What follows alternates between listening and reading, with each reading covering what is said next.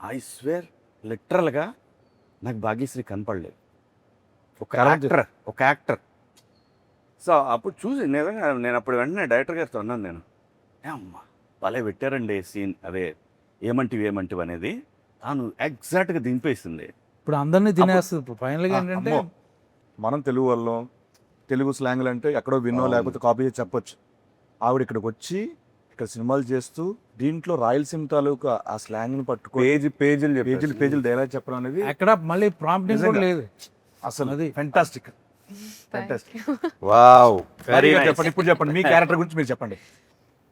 So, బాగా enjoy చేసిన moment కానీ టఫెస్ట్ మూమెంట్స్ అట్లా.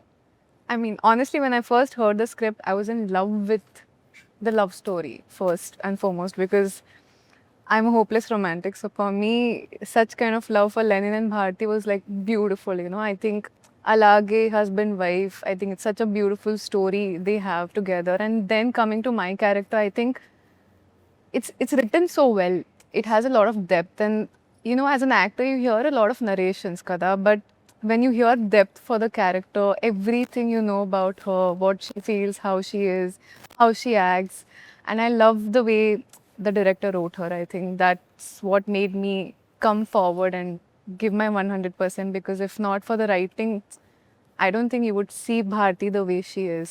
From the intro to Aim Unto V, from all the big scenes, I think it's all beautiful. Fantastic. చెప్తున్నా కదండి, Bharati character ఆవిడ చేసిన క్యారెక్టర్ అందరికి గుర్తుండిపోతుంది. ఈ సినిమాలో ఇంకోటి నేను చెప్పాల్స్తున్నాను, ఏ క్యారెక్టర్ లేకపోయినా సినిమా లేదు. ఏ యాక్చువల్గా క్యారెక్టర్ లేకపోయినా సరే ఏ స్క్రిప్ట్ లేదు. ఎవ్రీ క్యారెక్టర్ నేను ఫ్లోలో మొన్న మహాభారతం అని అనేసాను. అది నేను ఏం ప్లాన్ చేయలేదు, చెప్తున్నాను. లేదండి, అది నిజం. Beautiful movies are blockbusters. చాలా మంచి we talk about movies release అయిన సినిమాలు కూడా అవన్నీ ఇంక్లూడింగ్ టేక్ బాహుబలి దగ్గర నుంచి చూసుకుంటే everything Ramayana Mahabharata 6-7 characters main బేస్గా ఉంటాయి. It's not a solo hero movie. Yes. Larger చూసుకున్నా? than- that's when the drama Larger becomes than large. life. From the beginning షోలో నేను తీసుకొస్తే మాయబజార్ నర్తనశాల దగ్గర నర్తనశాల. తీసుకుంటే ఎనీ మహాభారత క్లాసిక్స్ అన్ని 6-7 క్యారెక్టర్లు బాగుంటేనే సినిమా బాగుంటుంది. అవును. Yeah. అదర్వైజ్ సినిమా ఆడచ్చు, వచ్చా మర్చిపోద్ది. బట్ అన్ని క్యారెక్టర్స్ అన్ని మాట్లాడుకుంటూ లింగర్ అయ్యి అంటే నాకు తెలిసి ఇప్పుడు నా చేస్తున్న ఫీలింగ్ అంటే రామ్ చరణ్ గారికి రంగస్థలం లాగా this going to be for Akhil Rangasthalam. definitely. Exactly. అందరూ ఇదే అనుకున్నాం, సెట్ లో కూడా ఇదే నాకు అనుకున్నాం. కాదు, మన అందరికి అందరికి. బట్ రంగస్థలం చూసినప్పుడు మా చరణ్ ఒకటే కాదు, you see all those characters. ఎంత మంది ఒక్క character సినిమా ఉన్నారు. మళ్ళీ చూడొచ్చు, ఎందుకు చూడొచ్చు? That's true. నాకు అదే ఫీలింగ్, ఈ సినిమా చేస్తుంటే అదే ఫీలింగ్. ఇంకోటి కూడా బాబు, ఎనీ కమర్షియల్ మూవీ ఎన్నిసార్లు చెప్పారు మీరు రంగస్థలం టాపిక్ అవును. ఎత్తారు కాబట్టి చెప్తున్నాను. అవును. ఎన్నిసార్లు చెప్పాను సుకుమార్ గారికి, చరణ్కి. That is my all time favourite film. అసలు ఆ కమర్షియల్ ఫిల్మ్ మేకింగ్ మర్చిపోయి ఒక కథ రాసుకుని క్యారెక్టర్లు రాసేసి సినిమా అట్లానే తీశారు. మనం కూడా అలానే ప్రయత్నిస్తున్నాం. And performances, what performance! అన్ని పెర్ఫార్మెన్స్లు అక్కడ ఏ కమర్షియల్ మూవీ అయినా సరే పెర్ఫార్మెన్స్లు మనకు కరెక్ట్గా సెట్ అయితే సూపర్ హిట్. పోతే మన డైరెక్టర్ నందు గారు నందకిషోర్, నందకిషోర్ మురళి, నందకిషోర్ చాలా అబ్బూరు. పేర్లు అంటే ఏం ఉన్నాయి. లేదు, నేను బేసికల్ ఏం చేస్తారంటే నందువా నందకిషోర్ నందకిషోర్. మురళీ కిషోర్ ఏమో వాళ్ళ అమ్మ పేరు Screen name. Screen name Murali Kishore. వాళ్ళ అమ్మ గారి పేరు అంటారు. మురళిని నా పేరు పెట్టారు సార్ దీంట్లో. అవును, కరెక్ట్. నా పేరు మురళి గారు. నా పేరు ఏదో తెలుసా? అదా చెప్పేసారు. వాళ్ళ బంధువుల తాలూకా అంట. వాడి మీద ఈయనకుందా? నాది కూడా ఎవరో ఉండి ఉంటారు అక్కడ. ఉన్నారు ఎక్కడ ఉన్నారు కూడా వాళ్ళ ఊర్లో ఉన్న క్యారెక్టర్లే. ఉన్నారు. ఊర్లో వాళ్ళందరినీ లెల్లీలో పెట్టేశారు.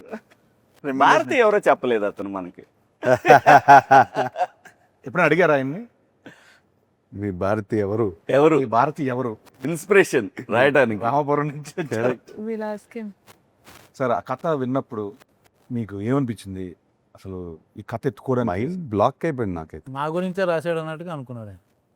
ఆయన ఓ, గురించి మీకు నా గురించి అంటే అసలు అందరి కోసం నా కోసం అనిపించింది నాకైతే. ఎత్తుకుంటే మైండ్ బ్లాక్ అయిపోయింది నాకైతే. ఎక్స్పెక్ట్ చేయలేదు. ఏదో అంటే మన రెగ్యులర్ స్క్రిప్ట్లు కాకుండా ఏదైనా కంప్లీట్ ఆఫ్ బీట్ నాకు కావాలి, ఏదైనా రాడికల్గా ఏదైనా క్రేజీగా ట్రై చేద్దామనే పాత్రలో ఉన్నాను. అప్పుడు దొరికింది కథ. ఫస్ట్ సిట్టింగ్లో వెళ్ళి హగ్ చేసేసుకుని, బాబు ఈ కథ నాతోనే చేయాలి, చేసేద్దాము. ఆయన నమ్మట్లేదు నన్ను, మీరు ఈ కథ చేస్తారని. సో అలా లిటరలీ 2 hours నరేట్ చేసిన వెంటనే మీకు కథ తెలుసు, నా తెలుసు. అందరూ కథ చూసిన సినిమా చూసిన తర్వాత they will understand why we're talking like this. Screenplay అండి. స్క్రీన్ ప్లే ఒకటే కాకుండా ట్విస్ట్ అండ్ టర్న్స్, థ్రిల్, చాలా బలమైన కథ. ఆ ప్రీ క్లైమాక్స్ క్లైమాక్స్కి వచ్చేసరికి ఎవరు ఏం ఎక్స్పెక్ట్ చేయలేరు. మీరు Interval, మీరు even- ఎన్ని రాసుకుని ఈవెన్ ఇంటర్వెల్ ప్రెడిక్ట్ చేసిన interval నేను నందుని ఫస్ట్ క్వశ్చన్ అడిగాను, ఓ లెనిన్ అనే టైటిల్ ఏంటి అని చెప్తే, లేదు సార్ మా ఊర్లో ఈ పేరు చాలా పవర్ఫుల్ పేరు, ఇది ఎప్పటి నుంచో ఉంది, చాలా మంది ఉన్నారు ఇంకా.